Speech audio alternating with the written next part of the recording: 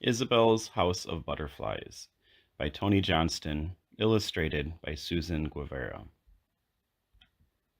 This is the title page.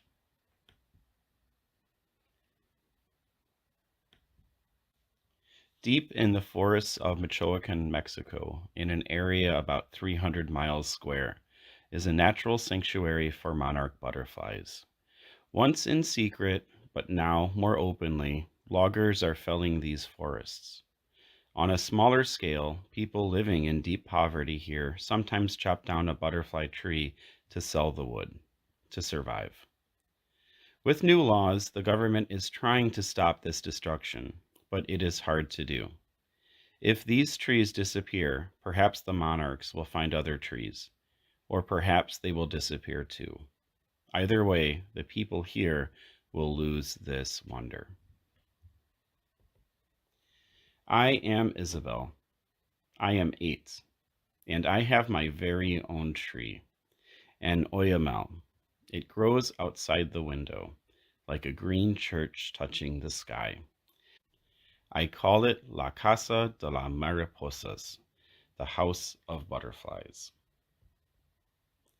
Where I live, in Mexico, in the mountains, many oyameles grow. Sometimes, when people are hungry, they chop them down to sell wood, but we could never do that. In autumn, the butterflies come to roost in my tree.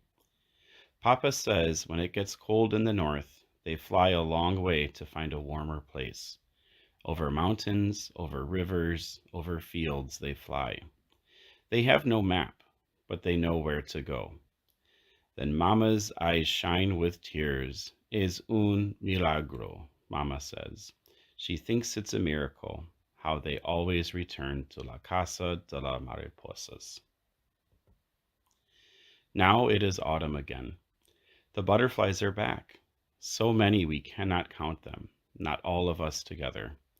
Before, the sky was blue. Now it's orange with wings. Before, the path was just dust. Now it's an orange river. There is no place to walk. So we must step on butterflies. Butterflies step on us, too. They step on everything, even our pigs. Before, my tree was empty. Now not one branch shows. La Casa de las Mariposas is nothing but butterflies. I am so happy. I feel as light as a butterfly. I dance as if I am. Our house has one big room for everything, where we eat and play and sleep. Each day, while I sweep our room, I look out the window at my tree to see the butterflies. While Mama and I pat tortillas side by side, I forget to pat. I look at my tree. Isabelita, Mama reminds me, las tortillas, but I hear a smile in her voice. I'm not the only one who loves the butterflies. Sometimes Mama also stops patting. Then I say, las tortillas, Mommy. I smile for real, and she laughs. Sometimes I see our neighbors looking at my tree. They love the butterflies, I think. Even our pigs, lying in the cool dust under the porch, love the butterflies. They love to eat them, as many as they can. Sometimes on his way to eat his plot of beans, Papa gazes at my tree. He loves it too, and he is grateful for the tourists it brings. Tourists mean a little money, he says, so perhaps we can get by. All years are hard, but this one is mean. The rain has not rained as before. The beans are few. The ears of corn stubby and small. Es un tigre, says Papa, a tiger of a year. One day Papa herds the pigs into the village to sell. The pigs don't want to move. They are happy eating butterflies in the yard. Still they go, all snuffle and grunt. Big warm boulders churning the dust, shouldering each other along. The dry weeks pass. At night, Papa and Mama start whispering, like dry grass. They sound worried. Money is scarce, mi vida, Papa says. The pig money will not last long. Tourist tips are not enough. We must eat. What else can I do? Not the tree. Mama's voice trails off. What do they mean? I wonder. I am worried too, and restless. Night after night they whisper. Night after night I flop on my petate like a broken butterfly.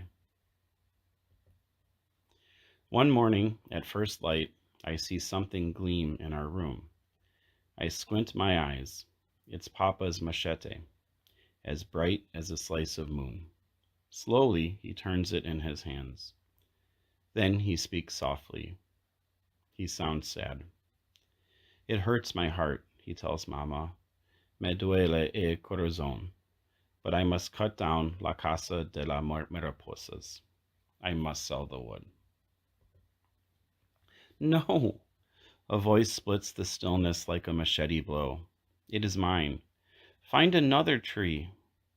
The others are far away, says Papa. They do not belong to me.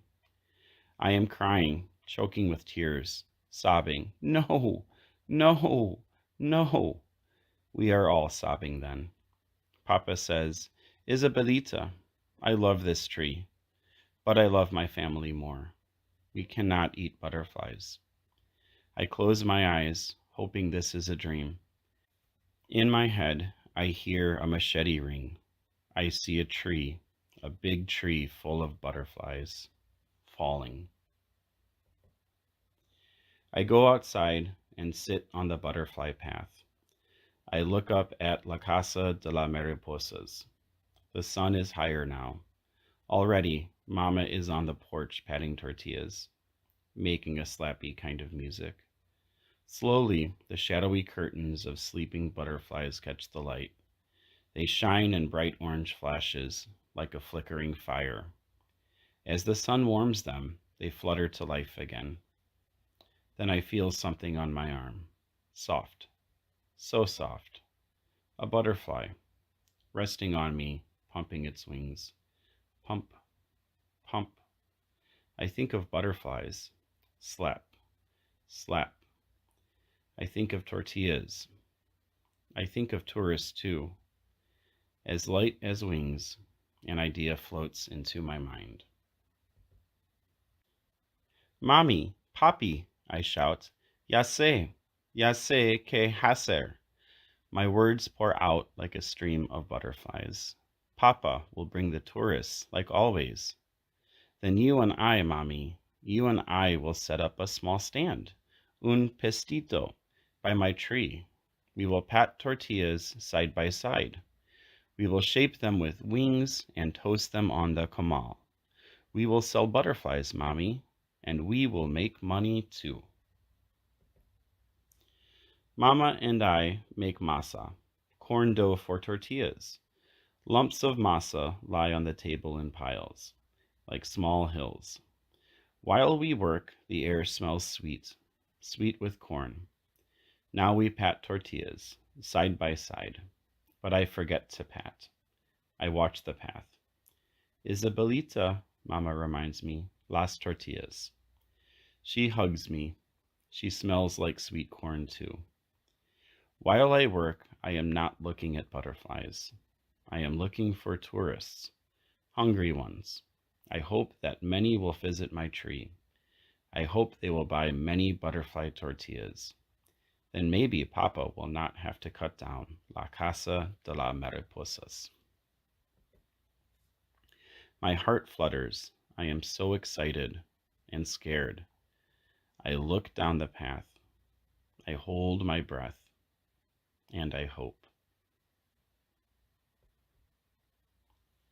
The end.